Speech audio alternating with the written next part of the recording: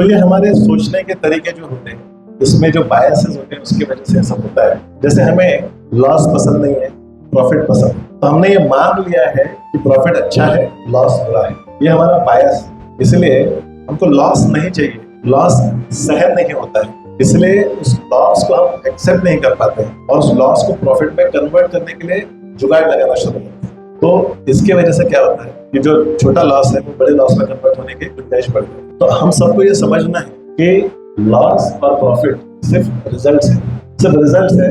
इसे हमने बनाया है गुड और बैड, हमने मतलब निकाला है कि प्रॉफिट अच्छा है और लॉस बुरा है। देखा जाए तो ये सिर्फ रिजल्ट्स है। आपने जो एक्शन लिया है उसका कुछ रिजल्ट आने वाला है, दोनों में से एक रिजल्ट आने वाला है। तो इसको अगर हम गुड और बैड के परे देखना शुरू करें तो हम स्थिर रह सकते हैं, स्टेबल रह सकते हैं, अनअफेक्टेड रह सकते हैं। और ये हमारे ट्रेडिंग सक्सेस के लिए बहुत इंपॉर्टेंट है, क्योंकि हमने थोड़ी देर पहले देखा कि प्रॉफिट भी गुड और बैड प्रॉफिट होता है, लॉस भी गुड और बैड लॉस होता है। तो इसमें एक्चुअली गुड बैड कुछ नहीं है, सिचुएशन के ऊपर डिपेंड करता है। ये सिर्फ रिजल्ट्स हैं आपके डिसीजन के पर। अक्सर हमें कंफर्मेशन बायस होता है कि हम जब ट्रेड में होते हैं तो हम वो सिग्नल्स ढूंढना शुरू करते हैं जो हमारे थियरी को सपोर्ट करते हैं। जैसे फॉर एग्जांपल हमने ट्रेड लिया और फिर वो अगेंस्ट जाने लगा, नीचे जाने लगा, तो हम फिबोनाची लगाते हैं, देखते हैं कि कहाँ तक कवर हो सकता है, तो क्या मैं ब्रेक टू ब्रेक निकल जाऊंगा। एक्चुअली वो लॉस बुक करके वहां पे फिबोनाची एक्सटेंशन लगाना शुरू करते हैं, हम लोग फिबोनाची रिट्रेसमेंट लगाते हैं।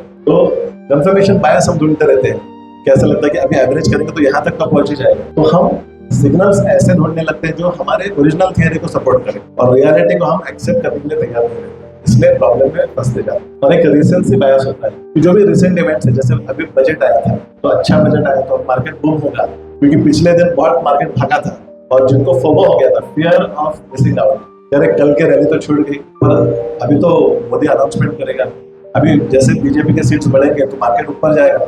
और जिस दिन बजट था उस दिन मार्केट वन साइडेड नीचे कर देंगे और कुछ लोग एवरेज कर देंगे और पूरा अकाउंट डाल देंगे।